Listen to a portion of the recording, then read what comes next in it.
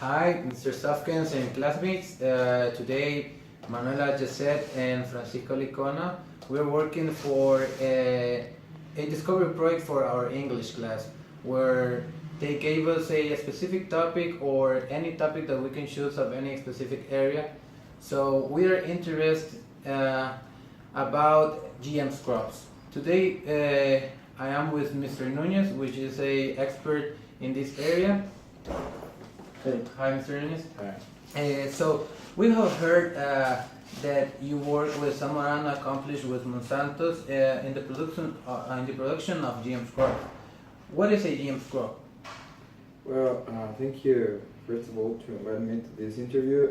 A GMO, and specifically a GM crop, is a genetically modified organism. Talking about the DNA of the crop specifically. So it's when you introduce a little piece of a chain of DNA into another individual.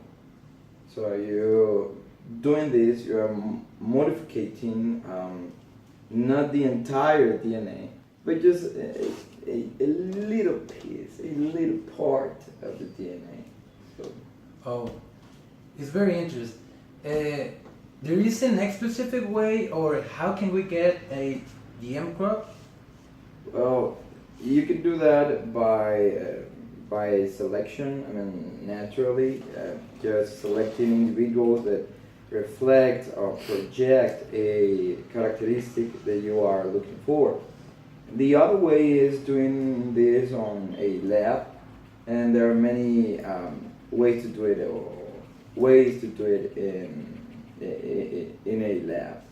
So these basically are the two main ways of creating or producing GM crops as well.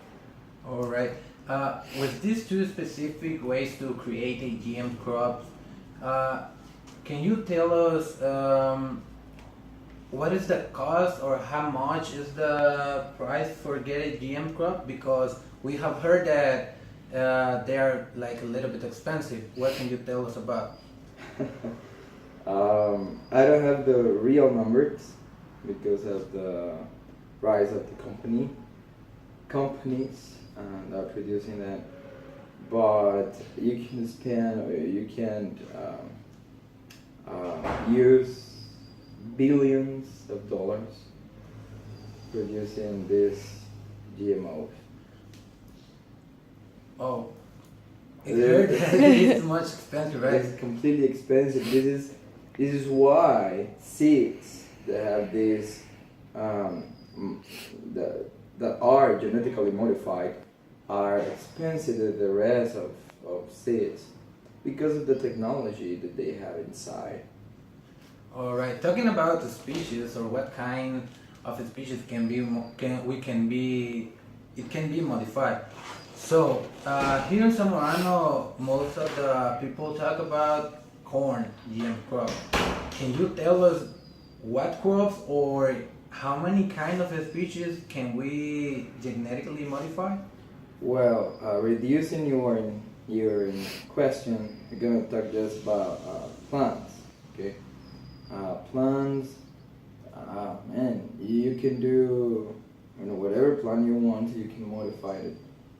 Actually, you have to see or look or find a way to do it. But actually, any kind of a species can be modified. Actually, we are working with soybean, corn. They are doing some stuff on wheat. But actually, wheat is one of the most strongest. And we are working on sorghum, and as well we are gonna work with beans. There is a ORG. There is a given, I mean, like hundred millions of dollars. There's a Trump organization giving this money to start studies with sorghum in South Africa. All right. There are many species that can be modified, and they have different purpose, as you tell us right now.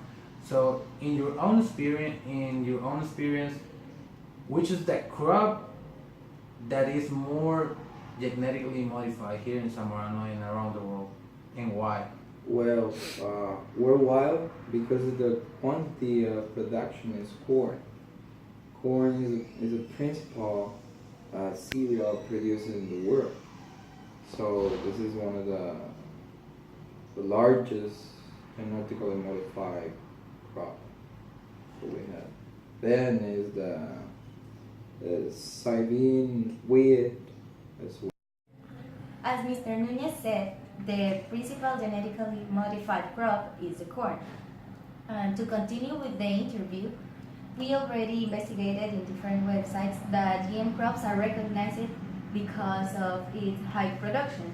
So it's really significant the difference between the production of a genetically modified crop and a traditional crop.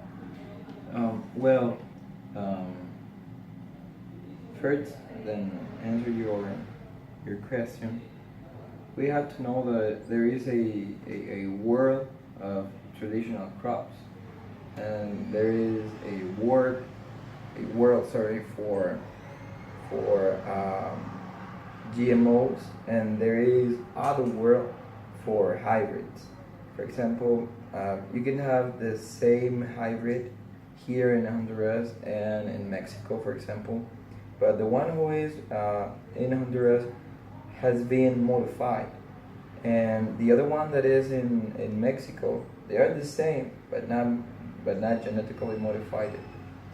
So you're gonna suppose to have the same yield, same production, not difference, okay? Just with the advantage that here in Honduras, your production is gonna be easy, okay? Easier than Mexico because of the genes that you put inside the plant, resistant to glyphosate, or these resistant to the damage of this worm, Spoptera frugiperda. So you are just reducing risk, okay? But supposedly you have to have the same amount in production. Okay. Well, as you mentioned, GMO crops have another advantages, as the resistance for insects. And which other advantages does GMO crops have? Well, here in Honduras, we just have permission to use three treatments or three trails. One is the resistant to glyphosate. The other one is the resistant to the damage of this insect, called Spoptera frugiperda. The other one is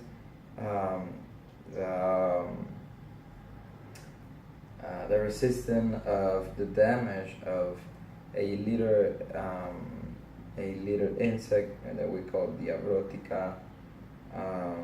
So around the world, for example, United States, they have a plant that have eight trails or eight modifications. For example, resistant to heat, resistant to cold, resistant to the damage of these insects, resistant to some diseases, fungus diseases, and I don't remember right now the rest of them, but it depends what you want to modify or why you want to modify the crop. And what? As you said, there are many advantages of GM crops, but we also want to know which are the disadvantages of GM crops. Would you tell us? Well, one of the disadvantages of GMOs is that you can't use the same seed that you planted or that you produce to plant a new field because of the rights of the company. That could be the biggest one. The other, if we are talking about little producers, is the cost. They are expensive than the normal ones. So those two can be the most pronounced disadvantage. As you mentioned, there are many advantages, but also GM crops have many advantages. And we also read about the cross contamination, but we didn't understand really well what it is. So would you tell us what it is? When we are talking about cross contamination, is for example when a grain of pollen goes to another plant, for example a native crop, you are introducing a new information into the DNA of that plant. Not because you want, but because naturally or by a mistake you did it. So this is mostly what we talk about. This is mostly what we represent as cross contamination, the introduction of new information into the DNA of a individual that you don't want. We already learned a lot about GM crops, but we also want to ask you, what do you think about the complaints that people have about GM crops? One of the problems in the population is that they don't have information. So I think that they have this many complaints because they less of information. People need to read more about how they produce GMOs and getting more information. People are gonna less they complain on that. We already learned a lot about GM crops, as we know that now that corn is the principal crop that is genetically modified around the world. We also learned that some of the advantages of GM crops are the production and the resistance that they give to the plants, and also, there are many advantages about GM crops, as that they are expensive. All this information that we learned is thanks to Mr. Nunez that give us Oh, his time. thank you, my Thank pleasure. you.